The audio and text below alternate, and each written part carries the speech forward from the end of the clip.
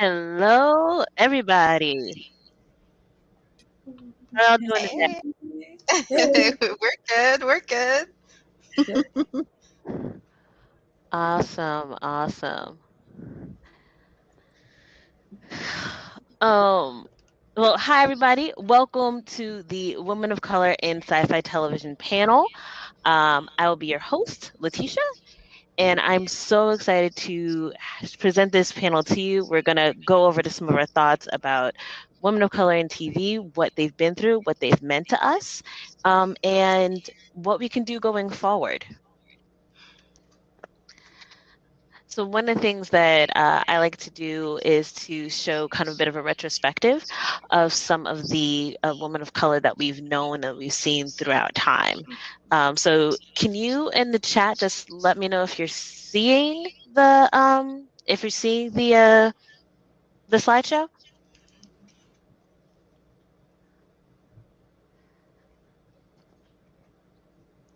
Great. Yeah, and it's just really quick, but it's just like I think sometimes we don't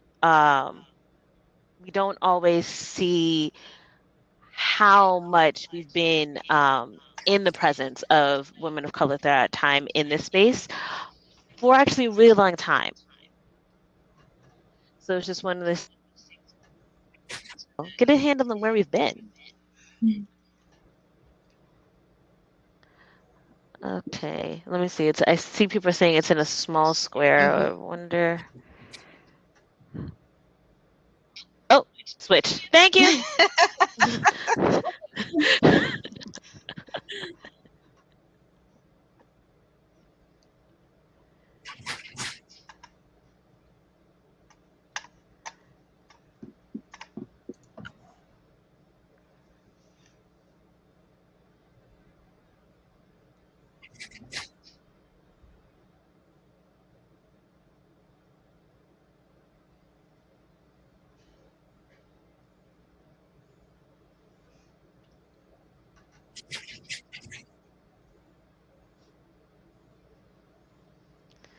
Alright, and we're gonna stop right there. I know it's like the early 2000s, but I want to freeze it for a second. All right. So, ladies, thank you so much for joining us. I'm so excited to have this panel. My name's Latisha. I am the host of the podcast Introspectional, where we have introspective, intersectional conversations about speculative media. And so, one of the reasons why I started this panel is because, why I started the podcast actually is because I did this panel on so many different cons, BlurredCon, Comic Con, and we always had an incredible conversation. So I want to bring that conversation to an even deeper level with the podcast. But I'm so excited to see everyone. Could you take a minute, starting with Allegriana, then Amanda, then Jonah, then Halima? Introduce yourselves and tell people about yourself. Hi, I'm Allegriana. I'm a cosplayer and artist out of North Carolina. I'm very happy to be here today with you guys. Hello, everyone. My name is Amanda Prescott. I'm from Brooklyn, and I am a freelance reporter for Den of Geek, Doctor Who magazine, and some other folks. And I'm also a cosplayer, although today I decided to take it a little easy today. And my main fandom is science fiction, fantasies, Doctor Who. Hi, everyone. I am Jonah. I'm from the DMV area. I'm located specifically in Maryland. I am a filmmaker, so writer, actor, and producer. And I am also excited to be here again with these ladies. Hey, everyone. My name is Halima. I'm a fashion, style, and events vlogger. I have a YouTube channel that focuses mainly on different cons and events. I'm located in Washington, D.C., so hey, neighbor. And I'm just so excited to be a part of this awesome panel again. So thanks, Latisha. Yeah, ladies, it's great to have you back. And, thank you all of you for joining us. One thing I did want to kind of go through, and I usually kind of go like this little kind of retrospective mini lesson thing. So we're going to try the share screen one more time, but with a couple more details, if you will.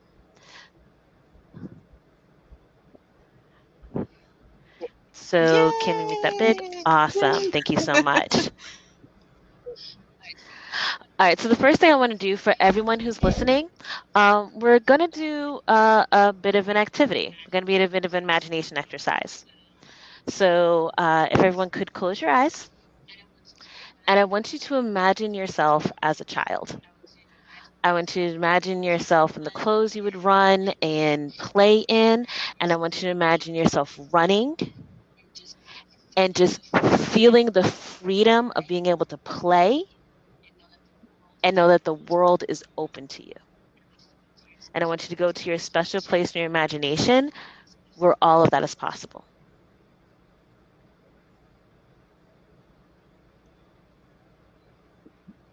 All right. Now, everyone, open your eyes. And I wish I could see your faces, and I'm sad that I can't, but here's the question I always have for everybody. When you think about your special place where anything is possible, did you go to some place familiar? Did you go someplace that was real or someplace that was imagined? Because when we think about us as children, when we think about the places where we were able to build our own stories, there are places of comfort. There are places where we are in our own strengths. We are our own superheroes. We are the witches. We are the villains. We are whoever we want to be. And one thing I love about this exercise is that it's great to remember what those places were, because those are also places where our creativity can be found. So I wanted to share a story about Grace. I don't know if you guys have ever read this book, but it's a story of Amazing Grace. And Grace is a main character in the story where she has this big imagination. She imagines she can be a pirate. She can imagine she can be a Nancy the Spider. And I think, like many of us when we were young, we have that wide imagination where anything is possible. And we believe it until we go to school and someone tells us that we can't do it.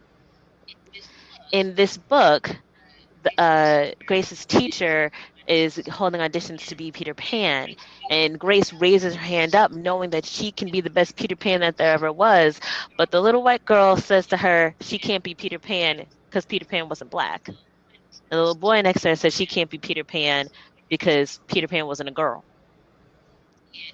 And you see in her eyes, Grace defiantly keeps her hand up no matter what people say, which is, again, even when we're young, some of those lessons that we are forced to learn. And so when we're thinking about this, we're thinking about who we can be. There was a few educators, Emily Stiles being one of them, and then Dr. Udine being the other, who talked about books and stories and movies and curriculum as being both windows, mirrors, and sliding doors. So the window idea is that you get to see something that reflects your reality back at you. You get to see something that helps you understand your own reality. You also have books or media that can be windows. So you get to see a large part of the world that you're not familiar with. And we need both. But what happens often is that in the world of curriculum, we're covered either by mirrors, so we don't see other people's perspectives, or we're covered by windows, which in some ways seems to render ourselves invisible. So you would think in the realm of fantasy, where there's flying unicorns and witches and dragons and trolls, that, you know, women of color and people of diverse backgrounds would be very, very common, but we know that hasn't happened except like in the past 2 years.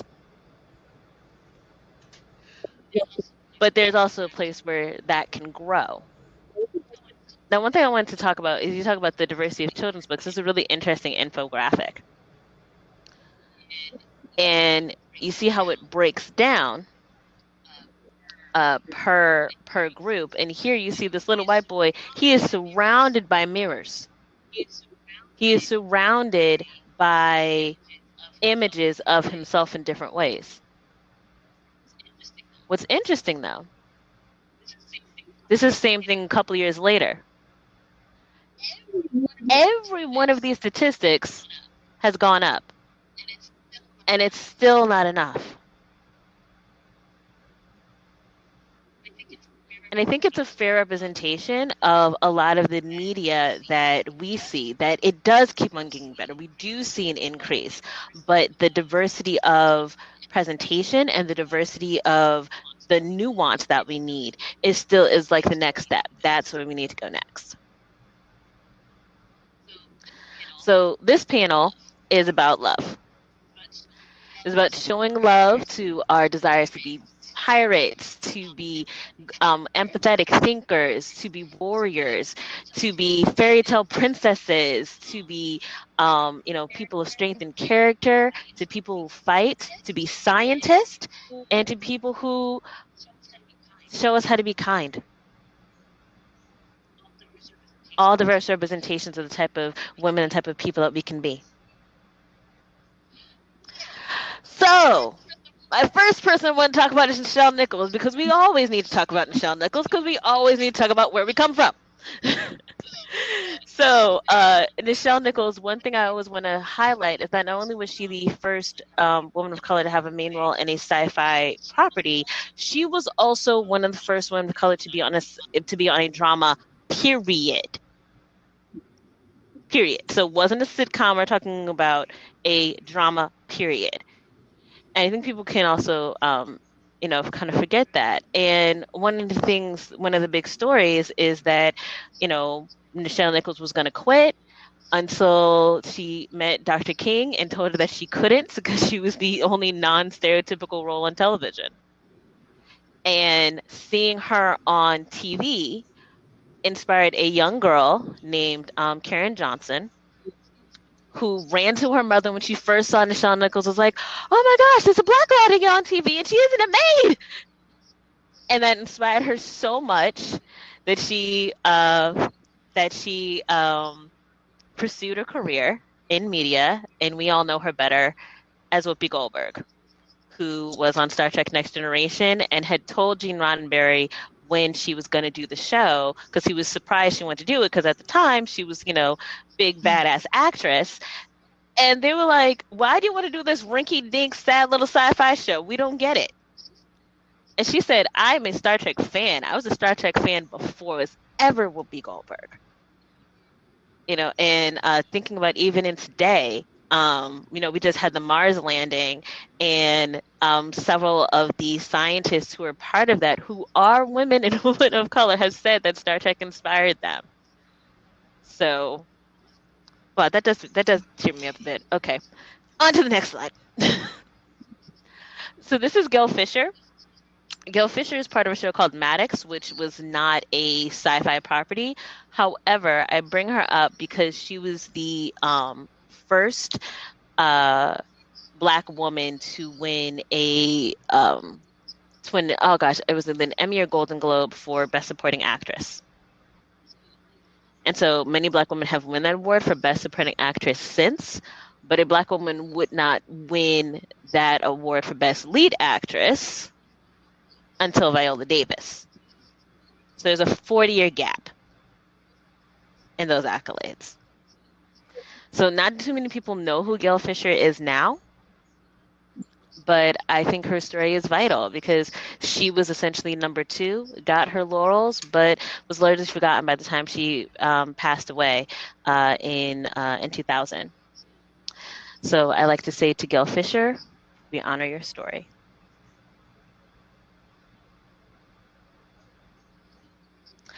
I also love to talk about Gina Torres, because who wouldn't want to talk about Gina Torres? Because Gina Torres is Gina Torres, who Gina Torres is every day, all day. This is why we love her. That's all this is. She deserves more love. She needs love. Why? Because she's Gina. That's it. But also the fact that for such a long time, she was one of the main representations of Black women, of Latinx women in media, is also something to be honored.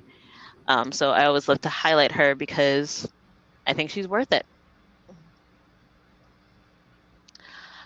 I'm mentioning Kristen really quickly here.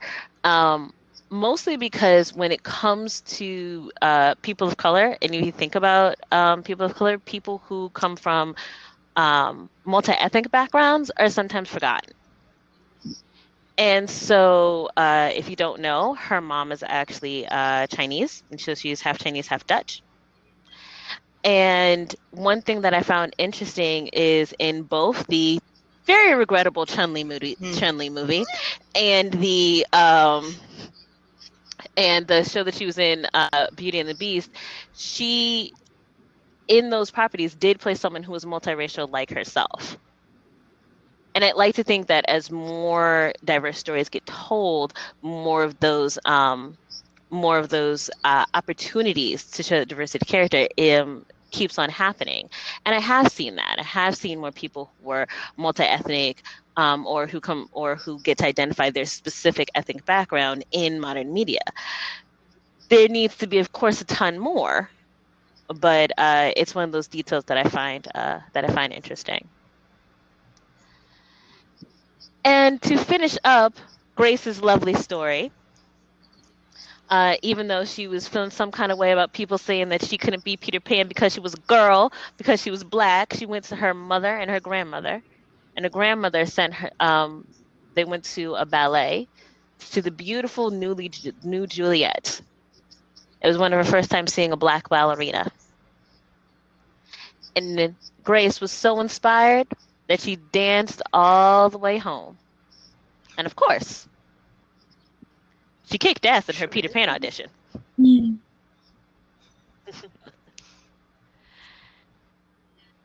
And that is the end of that. Thank you for listening to this mini lecture.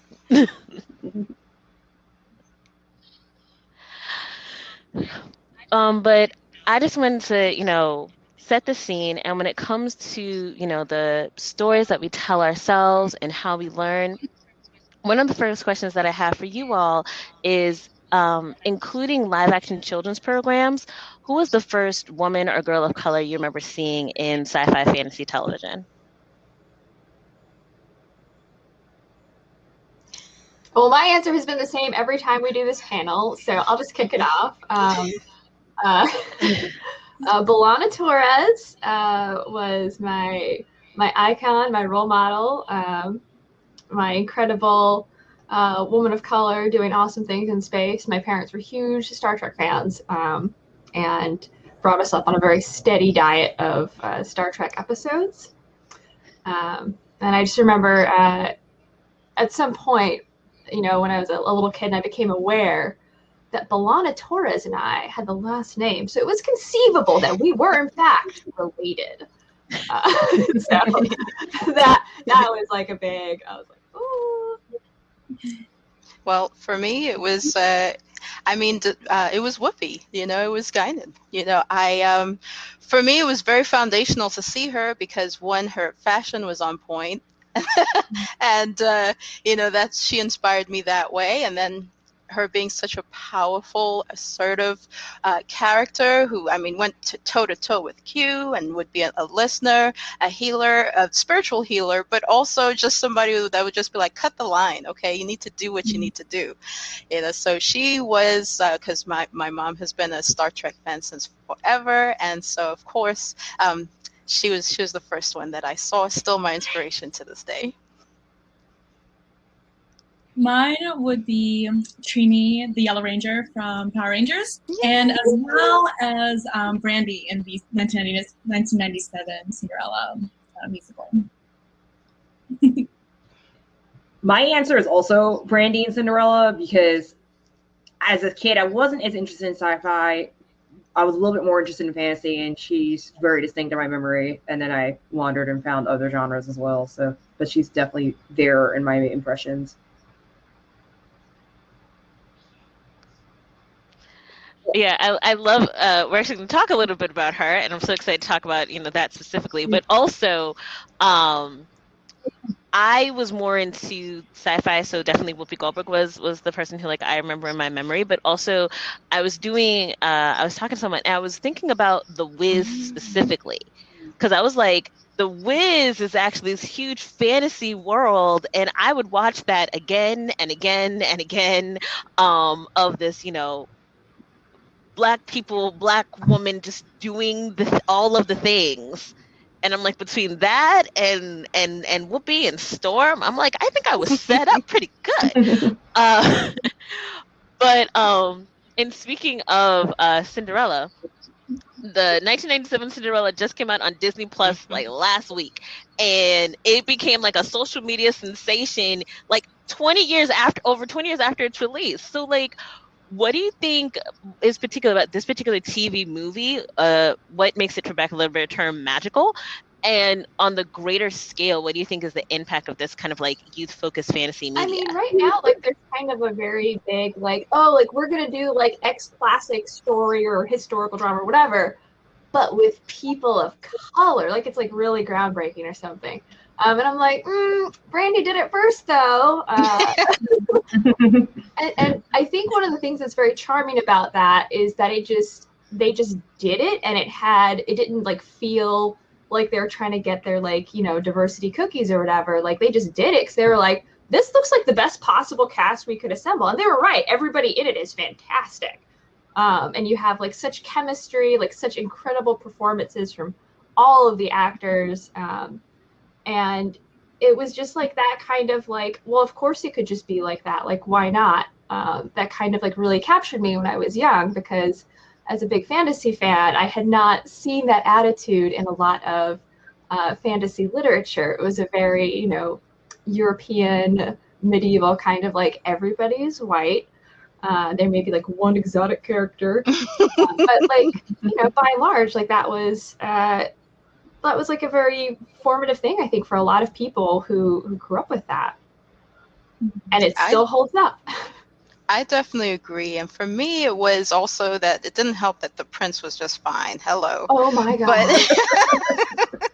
But also the fact that the princess stayed yes, she didn't change into a different, a familiar or an animal or a spirit or whatever. She was herself the entire time. You saw Cinderella, you saw Brandy the entire time. The outfits were amazing. And then also they didn't hit you over the head with, hey, everyone, this is a diverse cast. Hey, everyone. It was just, this is it. This is the movie. Brandy is a princess. Let's go. And it was just so formative because they didn't make it such a humongous deal. It just happened, and it was just perfection. I think there's something to be said for like the world itself, and also there's, I think it can't be underestimated or understated that Whitney Houston was a producer, and Whitney Houston was like at the height of her popularity. Like, they will do what Whitney tells them to do, and I think there's this interesting power of women of color producers and how that shapes the worlds that we see, whether that's Misha Green with Lovecraft Country, or whether that's even going back way back to Oprah when she did Women of Brewster Place, or why am I messing up? Who's the producer of One Day at a Time? I just got blank. Gloria. No. I just went blank. Gloria Calderon. She has another name though. Like, she's another name. Gloria Calderon. Yes. She's got another like name attached to that hyphen. Yeah, there we go. Anyway, my point is that having her and having these people in these positions of power seem to create these universes that allow both the characters and I think the people who are watching them to live in these worlds with a little bit of ease and a little bit of nuance, as opposed to being the one. Hi, I'm here to represent all diverse people that ever existed. Thank you. Which actually lends me to my next question, because I feel like that does happen a lot, where when you're in sci-fi fantasy genres, you end up with like one in the team, the one the one black girl in the new Lost in Space who's like, "Hi, I'm very comfortable here with my all white family as the only black person here." Yep, I'm totally okay. So like, what? Oh, thanks, Thank you so Cindy. Gloria much. Calderon. Gloria Calderon Collect. I appreciate that. Thank you. But what do you think happens when you do have that? When you have that kind of one person, in specifically woman of color in that kind of isolated space when it comes to media? It definitely puts people in a hole, you know, like we all have different experiences. And for me specifically, like the Asian experience, like it's not just one experience. Like how many countries make up the continent of Asia, you know? And like when we just see the one Asian, like I 9 times out of 10 probably can't really relate to that experience, especially when I was growing up. So I feel like that's one of the consequences of having just the one diverse character, because it's just like a token type of thing. Like it's, oh, we did it just to have the views, you know. It wasn't really genuine. It was more of just like a money making type of thing. Now it's definitely changing, but growing up, that's completely how I felt.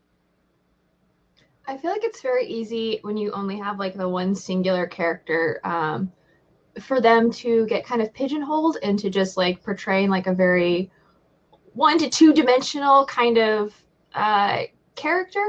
I think someone made this point about like Brooklyn Nine-Nine of all things, but like the fact that Brooklyn Nine-Nine like had several characters of color meant that like they could each play to different like particular strengths, and that was not like the one story that they were telling. So you could have Rosa, who was a very intense character, and contrasted with Amy, who was also intense but in a very nerdy way. And it wasn't like, oh, like all Latinas are like Rosa. It was like, no, Rosa's just kind of like her own person, because also you have like Amy right there. You have both of their respective families. Like you get to see a broader picture, and it allows for like a more complete, you know, portrayal of people. And I like that you mentioned that, because it's like, you know, seeing people in context. Because, you know, if we're like divorced from it, it's like you don't get to see my family, you don't get to see where I come from, you don't get to see my day to day. And Amanda, I wanted to pivot a question to you, because I feel like sometimes in family, sometimes in separation happens a lot with Doctor Who characters, because they are literally traveling all over the time and galaxy and space. So it's like, what happens when they are moving to that space, do you think, when they are seen in community and without? It is interesting to bring up Doctor Who, because Martha Jones, Martha Jones is the first companion in terms of traveling with the Doctor full time.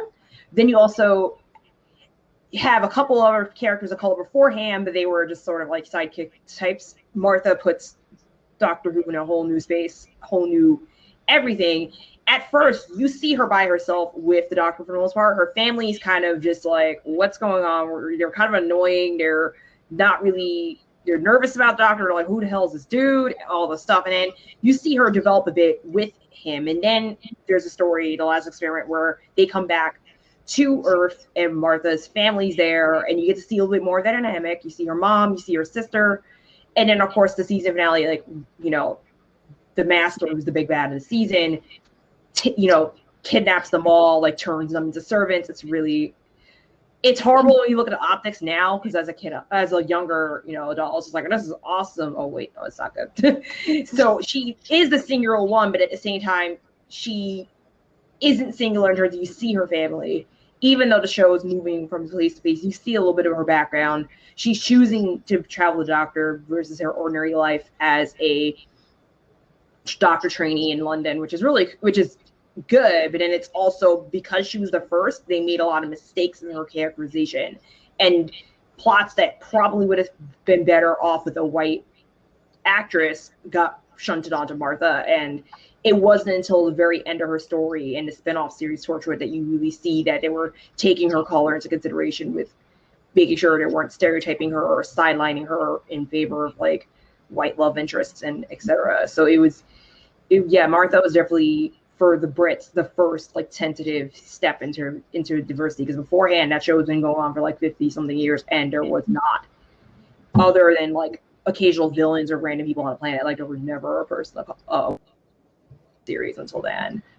Mickey Smith in a way did pave the way because he was technically the first, friend of the Doctor who was black, but at the same time he was pretty much there as a love interest and solely as that, and didn't get to travel around the way Martha did. Do you feel like that was an intentional omission, like on the part of the showrunners of Doctor Who? Because like I think originally it was intended to be like educational, like the whole traveling back in time was like a gimmick to like teach people about like different periods of time. But Britain has a very fraught history with people of color it encountered in the past. And I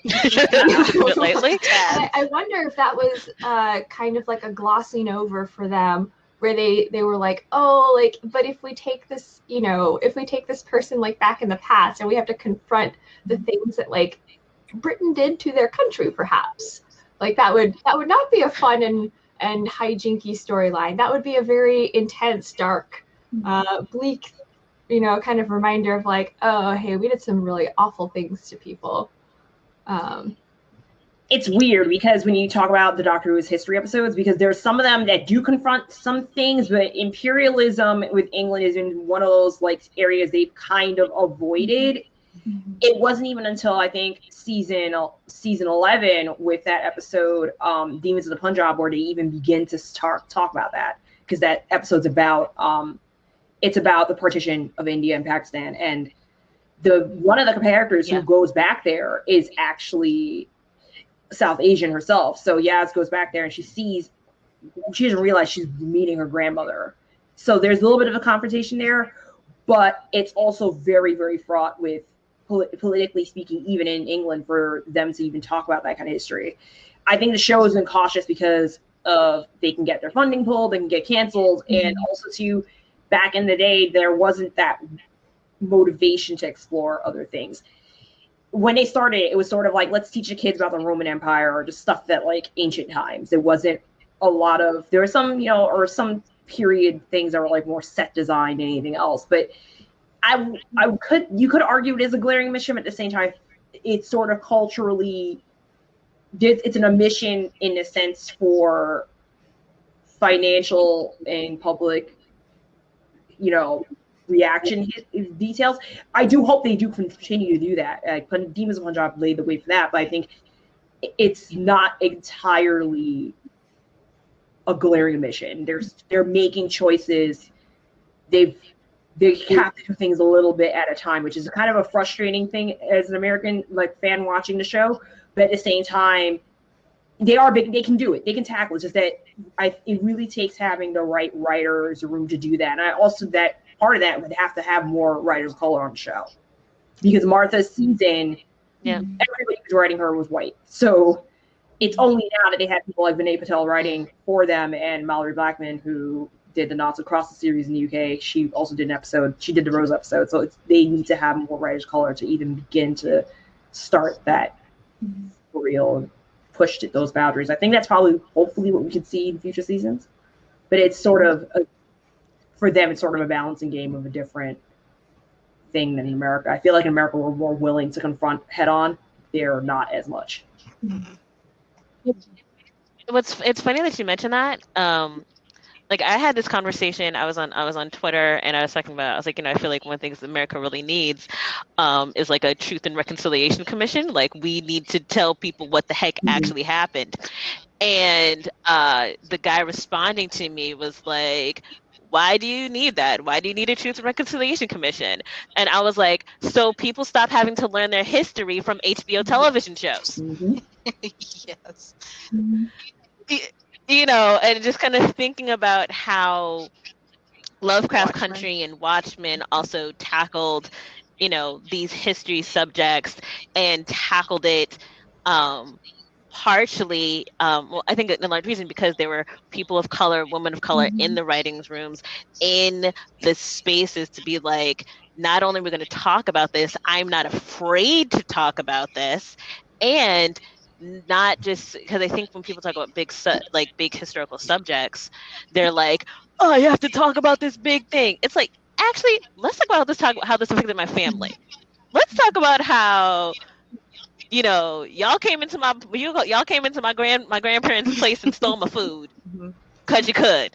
Let's make it like really personal. So like not the details, not, oh my gosh, I can't believe it's like, no, it was your grandpappy who tried to kill my grandpappy and we ran away. That was the story. Thank you very much. So I'm just thinking, when tackling history and tackling all these details, what do you think allows science fiction to kind of go there and other properties not necessarily as much? For me, I have to, we kind of sticking with Doctor Who just a little bit.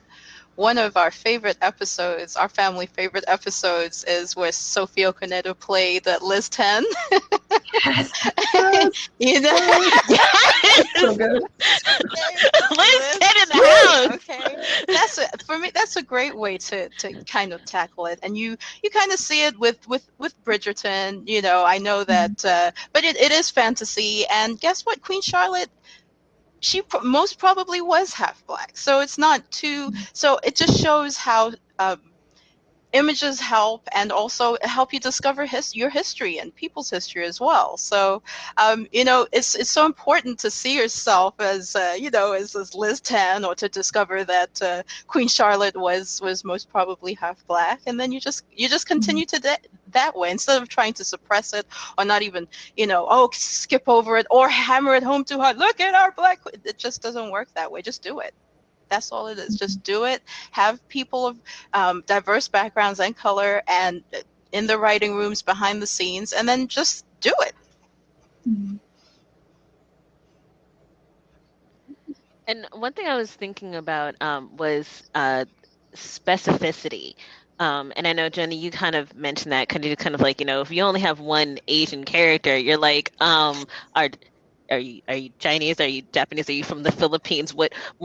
What is your ethnic group within that? There are specifics, man.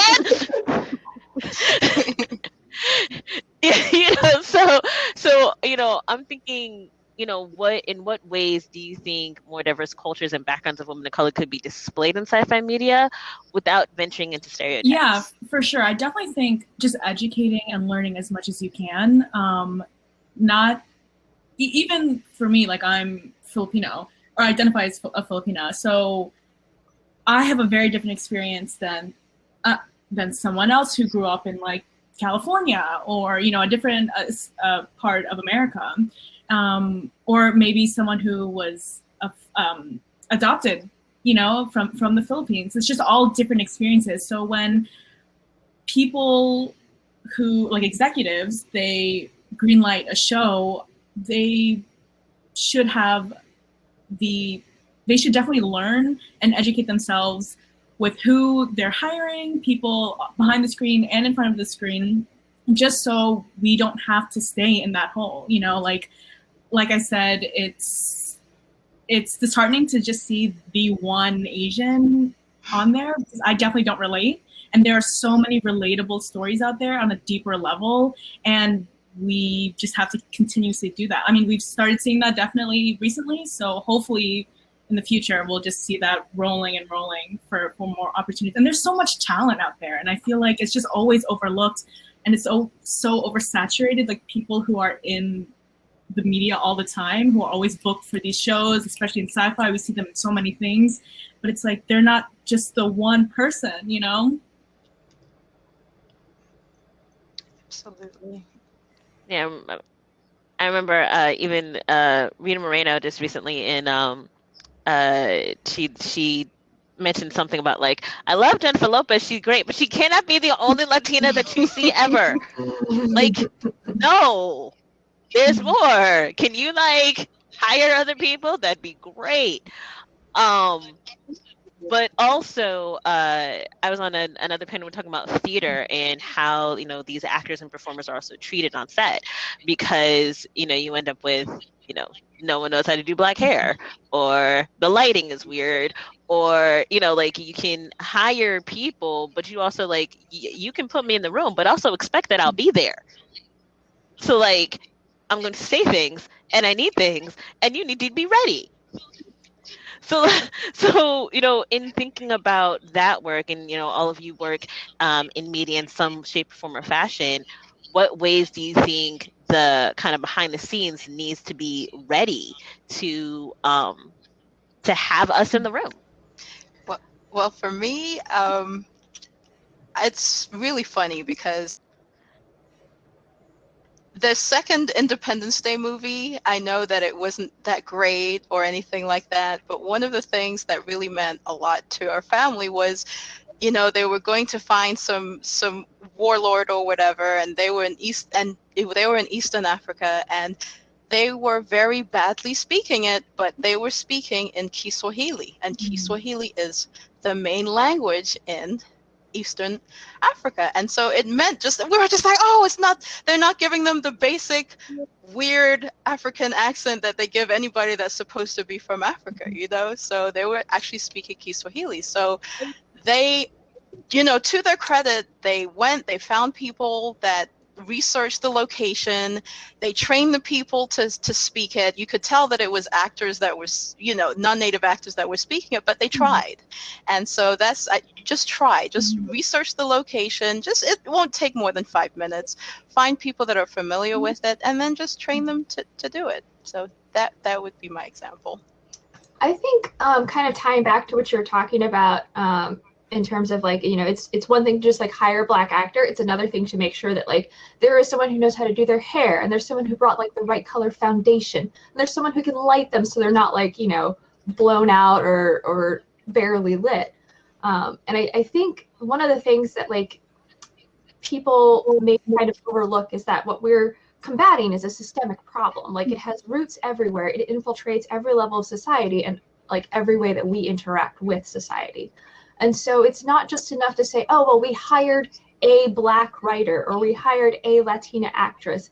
It's also about making sure that that person has the opportunity, like, and the comfort to be able to speak frankly about the things that they need to do their job, about the things that they feel like could be changed, done differently, or brought in to enhance I don't want to say authenticity, but that's kind of like what I'm angling at, like the sincerity, perhaps, the genuine approach to this, you know, this character, this writer, or whoever it is, that lets them be like fully brought into this production and not just like doing their own thing and trying to, you know, not rock the boat and just fit in and that sort of thing. Because a lot of times you hear about, like, oh, well, like, I don't understand, like, we hired you know, a person of color in the writer's room. You had one person of color, and then you had 20 white people who, like, shouted them down basically every time that they tried to, like,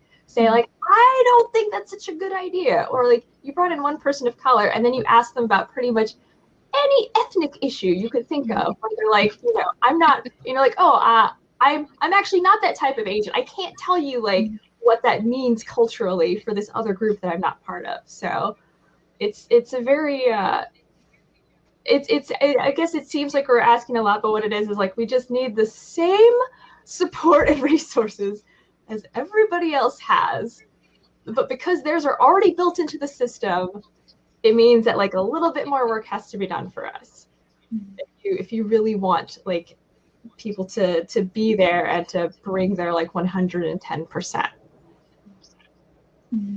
Rant over.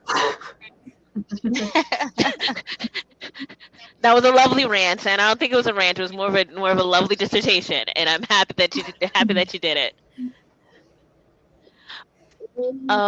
Any other thoughts? Because we have a little bit over 10 minutes left, so if people have any questions and want to throw into the Q&A, more than happy to answer them.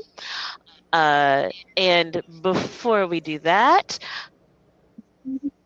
Allegriana, you had mentioned something about social media, and I just want to venture there because you were like, people be acting up, and we need to talk about it. Oh, So are you perhaps referencing this list of things I made before the panel started that I'm angry about?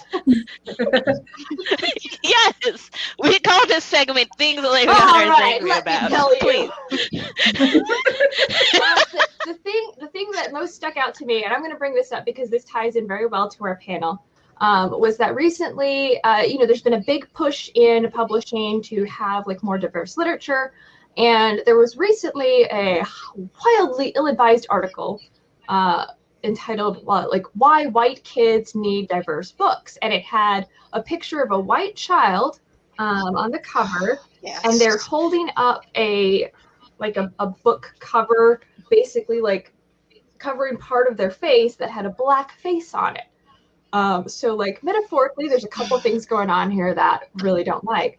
But like I went and I read the article because I like to be informed about the things I'm angry about, and they talked about the concept of mirrors and windows, and they touched on there like this is like like it is just as important for children of color to see themselves reflected and to see themselves in all of these like roles that that give them something to like aspire to or be like excited about, and is equally important, maybe not equally important, but it's also very important that white children see these things and see into the lives of their peers and have a better understanding, especially in areas where like they may not encounter people from a wide array of ethnic groups. Like it might be years before they meet someone from that group, and by that time, you want them to have a grounding in that, in understanding and seeing these people as like equally valid, equally as important. You are not the main character of every single story. Like everybody has their own rich inner life. And this article could have been a great chance for them to be like, why children need diverse literature.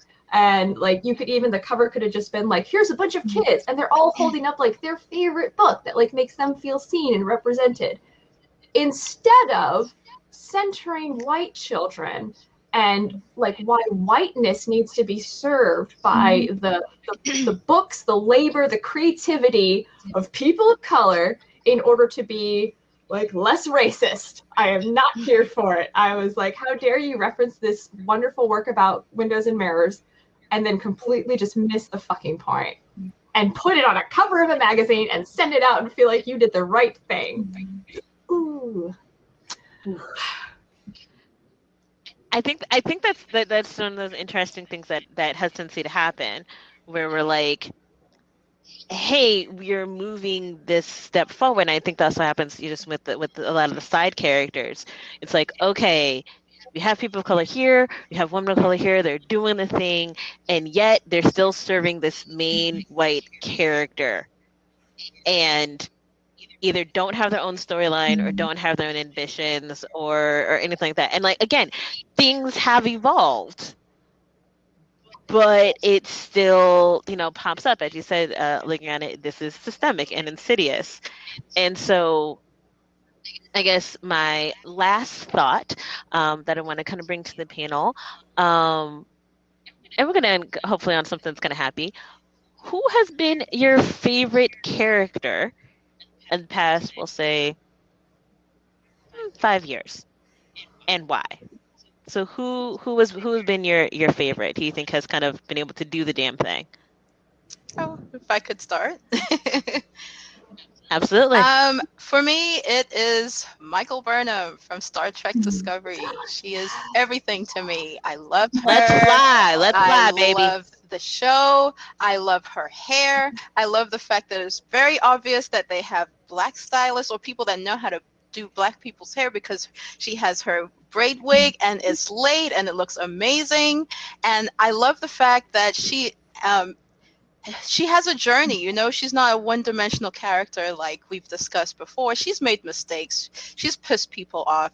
She's done the wrong thing, but then she's turned around and she's been able to apologize for it. And she was a captain for a little bit, or a first mate, and then she got to go into the future. Her mom is a time traveling badass. I mean, it's just fantastic. I love everything that Star Trek Discovery is doing. I love that CBS has it. I wish that CBS would just put it on their main channel so that more people could see it. And if you haven't seen it, go ahead and watch it. Okay, it's just smart, fast-paced, wonderful technology, just everything. I just love it, and I just love Michael Burnham.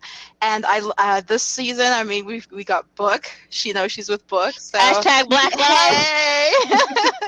But I mean, it's just, And he's fine too. Yes. But the main thing is just, guess what?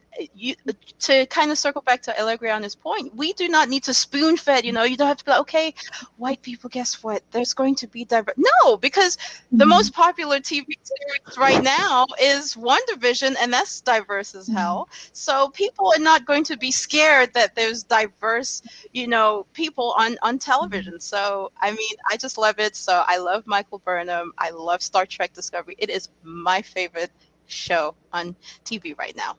Done. Sorry for the spoilers. Monica just got her powers, and Randall Park is fine. Okay. Next thoughts of favorite characters. Did you want to speak on this, Amanda, first? All right, I'll go. Right now, I forgot Martha's more than 5 years ago. Oh my god.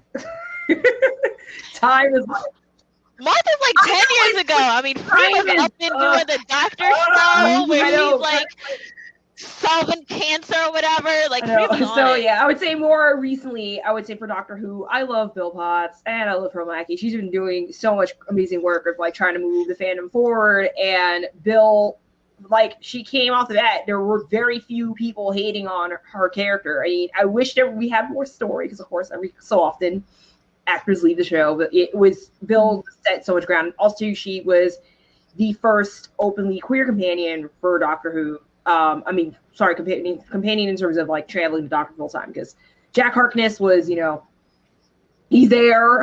He kind of had like his kind of exited the show for a while, but like in terms of woman queer character, and she was also Black, which is awesome to see people really embracing Bill and not like complaining about why is she there. It was, I mean, there's also some people who probably do complain about her, but like she was really, everybody loved her in the fandom, which is great. Yeah. All right. I did get the gotta wrap it up, and I am so sorry. But ladies, as always, it is great to talk to you about this subject. Can you run through really quick and let people know where they can find you on these social medias? Okay. You can find me on basically every social media platform under the exact same name, Allegriana. I'm on Instagram, Twitter, Twitch, Facebook, everything under that name. Always feel free to yell at me about great books you're reading, diverse characters that you like. I am here for it. I'm also very susceptible to cosplay suggestions, so just throw those at me. All right. My main social media platform that I have like a consistent presence on is Twitter, at Amanda R. Prescott. From there, you can find all my articles. We only briefly touched on Bridgerton, but I go all the way down the Bridgerton analysis hole of awesomeness on my articles. And there you can find everything that I've written so far or will write, because I love also cosplaying, but now I'm just writing all day, or occasionally on a podcast too. So that's very good. It's so hard to cosplay when there's no cons. I know. So hard. All right, guys, we're finishing up. Jonah, what you got? How can people So find I you? actually am not on social media anymore. I'm actually doing like a kind of a rebranding thing right now. Even my website, jonahzurin.com, is undergoing some reconstruction, but you can still reach me out there. I have like a connect me button. Definitely email me. It's probably the best way until I get social media back. Awesome. Halima. All right, so I'm on all social media. My YouTube channel is Hamilam TV. That's HAMILAM TV. Right now, I am reviewing the Super Bowl of fashion, which is New York Fashion Week, which just finished. So if you like fashion, style, and events, and cons and cosplay, I review all of that. So don't forget to like, comment, and subscribe. I'm also on Instagram. I'm on Twitter as well. Awesome. And you can find me, Latisha, spouting things on my podcast, Introspectional, which you can find on all of your podcast platforms. I am also on Twitter. That's at Introspectional. That's INTERSPECTIONAL. It's really long, but it's introspectional. So you'll find me. It's also in my like digital business card. But anyway, love you all. Thank Thank you so you. much. Thank you. Thank you 40, 50 people who stuck around. We appreciate you and have a great rest Thanks, of the con. everyone. Stay Thank you, safe. everyone. Bye. Bye. Thank you.